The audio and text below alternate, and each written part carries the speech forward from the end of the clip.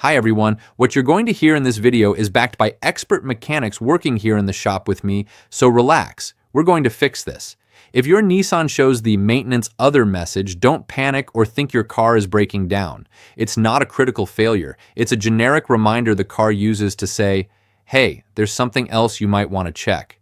Most mechanics here find that this message appears because someone, whether the shop, a previous owner, or even you, programmed a maintenance item in the system.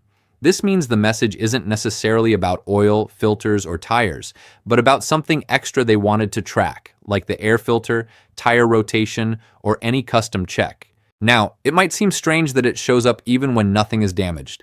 This happens because the reminder is based on miles or time since it was programmed. So even if everything is in perfect condition, when the set limit is reached, the system triggers the message to remind you it's time to check that.